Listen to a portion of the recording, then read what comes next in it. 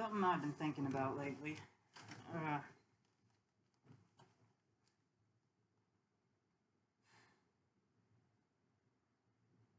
It's a touchy subject, difficult to talk about. But well, I guess I can only talk about my own experience, so I'll start there. Ah, folks call me Smith.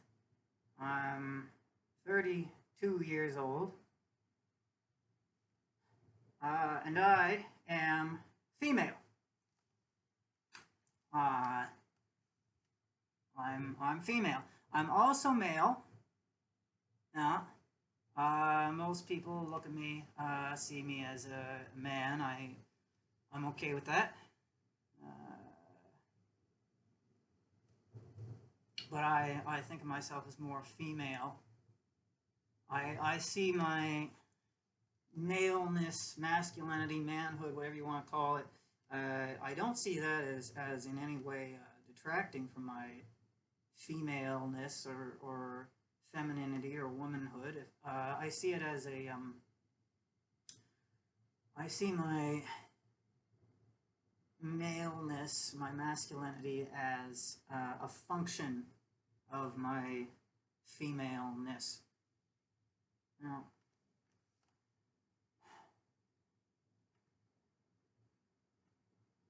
I see the two as complementing one another, really, but I see the female part as being the more,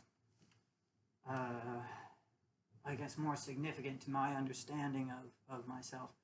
So to clarify, I have a uterus. I bleed every month. I'm capable of having a baby. At least I think I am. I've never put that to the test. Obviously, I got this stuff growing out of my face, and I got a relatively deep voice and flat-ish chest. I don't know. What do you think? There's a little bit of a curve there.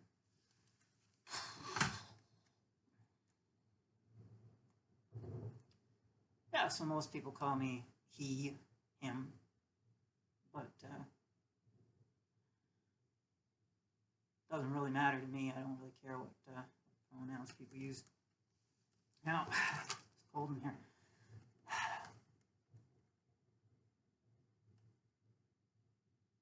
I guess I see my gender as I've never identified with the concept of identity. You know, I see my gender as something I do, something rather than something I am. It's you know, I don't know, like I bleed, or I grow my beard out, or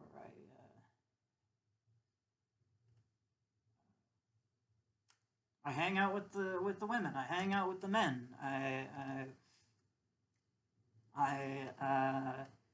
enjoy certain activities that are associated with one gender or the other. But I've never had that feeling like there's an essential me that is separate from my body. I've never had that feeling of being in the wrong body. I've never had that feeling that there's anything wrong with my body. I've heard a lot of people talk about dysphoria, and I'm sure that's very real for the people who experience it, but I can't say that I've ever experienced that myself.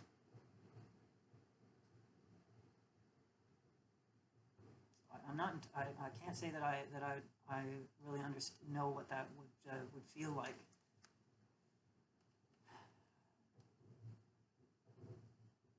I guess I don't relate to the idea of a soul that's separate from the body, or this Cartesian dualism of mind and body, mind over matter. I think they're the same. I do relate to a sort of medicine wheel model of existence, the four realms, medicine wheel, the physical, intellectual, emotional, and spiritual, but not as four separate things, rather as four aspects of the same thing. I guess for some reason I'm very keen on that number 4. I don't know why. It's a good solid number. It's a funny thing in the Mi'kmaq language. The word for 1 is neot, and the word for 4 is neo. So in the Mi'kmaq language, there's always 4 in 1. And I guess I guess that just makes sense to me somehow. That physical, emotional, intellectual, spiritual as all one thing. Like different ways of looking at the same thing. Different facets of the same crystal, you might say. So I don't see my spiritual self as being separate in any way from my physical self. I don't see my spiritual existence as separate from my physical existence. I don't understand the spiritual world as being separate from this physical world that I live in.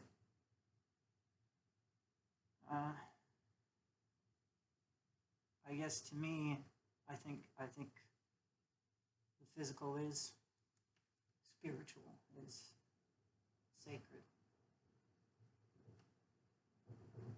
And it's also intellectual, and it's also emotional.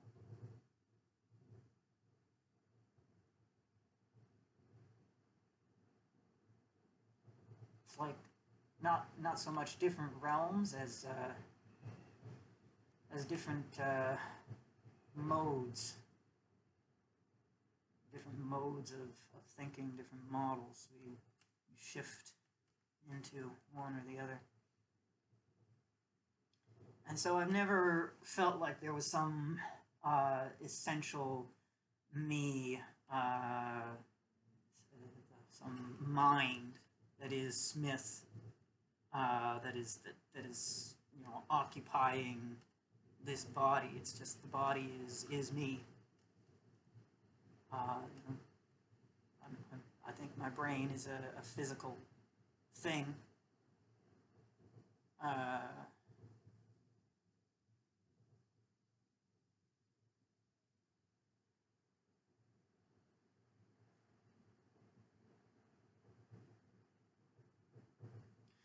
But I spent a long time in transgender diverse spaces, communities. I've been very involved in that sort of organizing for 13 years? 14, yeah. Long time, wow. Someone asked me once, I thought this was a good question. She asked me, how long have you been transgendering? And I answered, well, a few years now.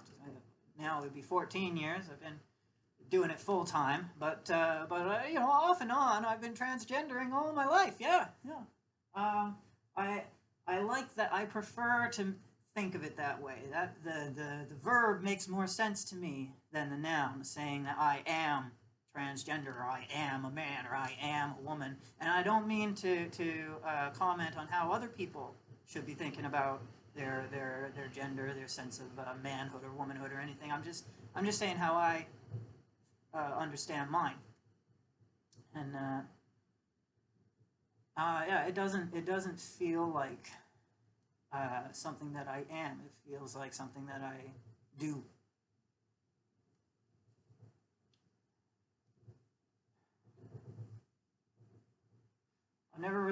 to the whole "born this way" narrative. I guess to me it just seems a little bit too much like I don't know, like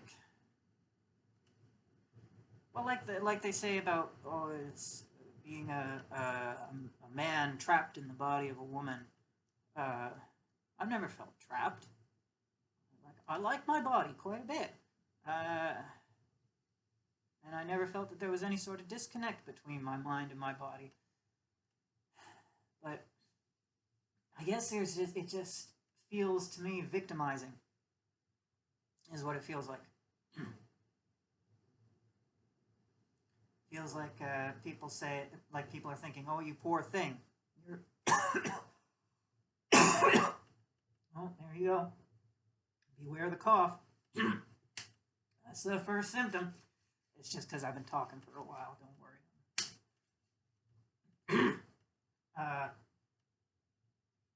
It's because I've been talking for a while, and I don't usually talk this much. And because it's a little cold down here. Don't worry, I've been washing my hands a lot. You should too. But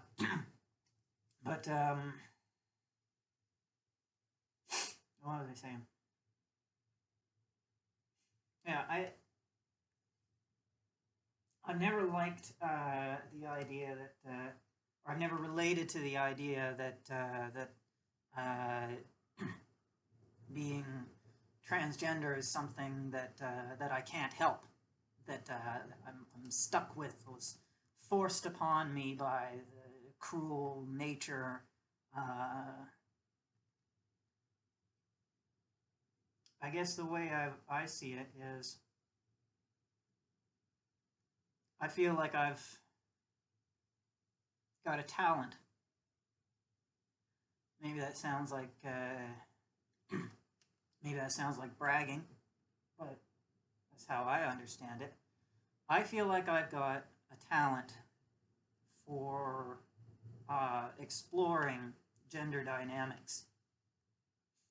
And I don't think that it's something that that really works if I just do it intellectually. If it all stays in my head, then I feel like it becomes ivory tower.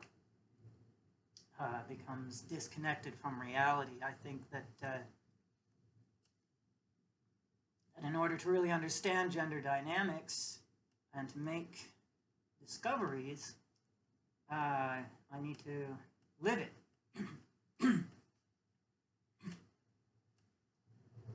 So I feel like it's something that that I've worked at over the years. I feel like it's something that that takes effort and that has value. I feel like I've discovered some things. And maybe no one's interested in hearing these discoveries except for me, but I think it's valuable.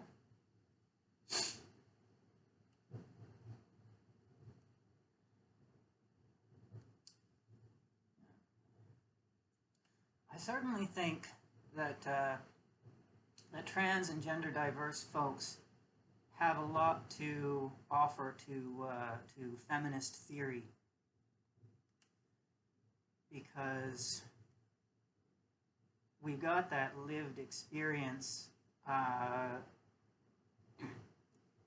of being on the fringe of womanhood or femaleness, or being able to look at gender dynamics from different perspectives. I know that maybe not all trans folk will relate to this, but again, I'm just talking about myself. And I think there are quite a few trans folks and gender diverse folks out there who would feel the same. But, you know, it's not all. There's nothing that you know, you're never going to find something that everybody will relate to. But I think that quite a few people would.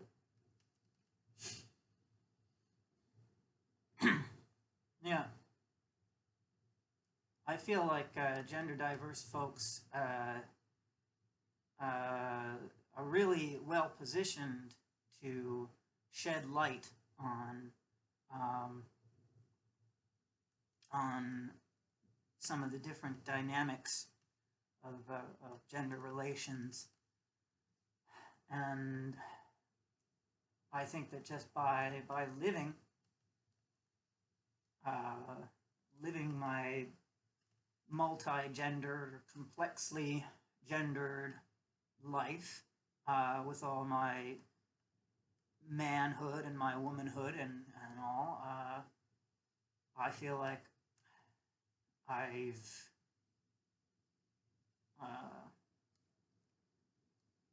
encountered dynamics that I didn't necessarily expect, that might have been different from what people would have predicted based on purely intellectual theorizing. I think that the physical reality, the lived reality, is its own thing. Couldn't have been discovered. It contains discoveries that couldn't have been discovered elsewise. There's knowledge in that physical experience that you just can't obtain through theorizing.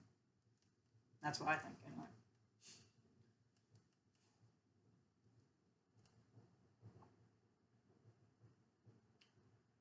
Now, unfortunately, it has been my experience that a lot of trans folks are not familiar with feminist theory.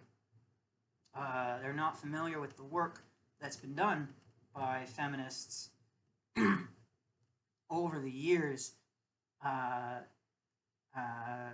looking into gender dynamics, and so it seems oftentimes like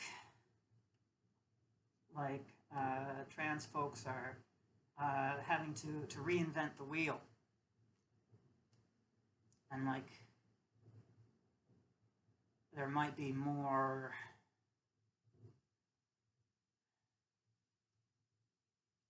they might. I feel like some of the folks that I met would have a better understanding of themselves and their own gendered experiences if they were to take the time to educate themselves on feminist theory and to learn from the work of these women who come before. Now, what I've experienced is something of a rift between a lot of trans organizations, theorists, and a lot of feminist organizations and theorists, or at least the more classical feminist theorists.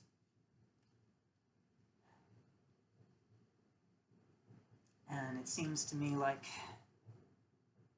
the two have a tendency to grow apart. They're both missing out on a lot. You know, the trans theorists and organizations are missing out on this wealth of knowledge from hundreds of years of women exploring and documenting gender dynamics from their perspective as women. And then there's a lot of feminist organizations and theorists out there who are cheating themselves out of the knowledge that trans folk could bring to their theories by excluding trans folk from their organizations.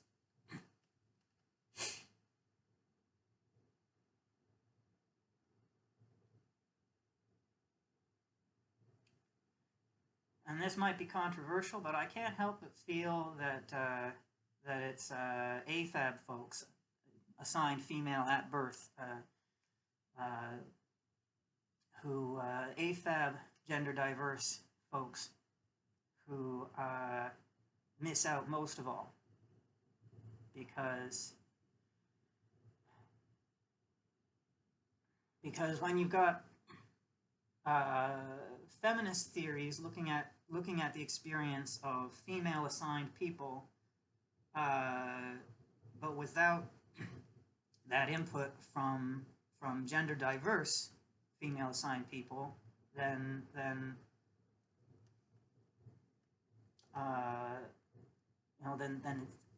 they get excluded.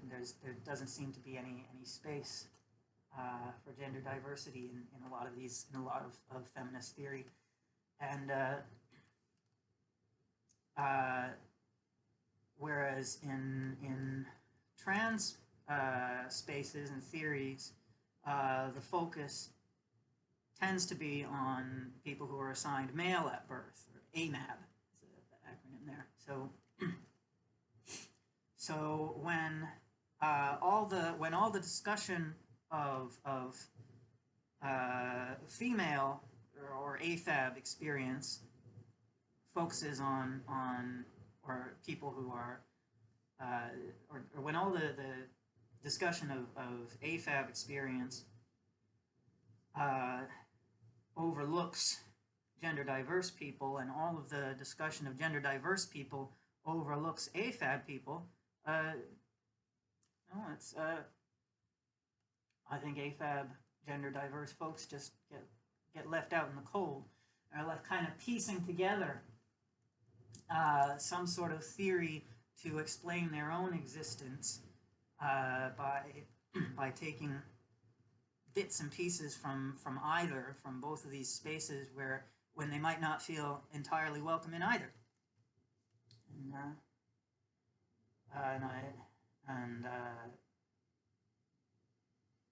And what I've experienced is a lot of pressure to align myself with one camp or the other. When speaking for myself, I don't feel like the mainstream theories of either really encompasses my experience. I just feel like there needs to be more integration of those two, because they both have so much to learn from one another. And until they do get integrated, I think that gender diverse AFAB folks are just gonna keep getting the short end of the stick. Anyway, that's my thoughts on the matter. I'm gonna stop talking now because it's making my throat sore, and I think I'm gonna go wash my hands. All right, signing out.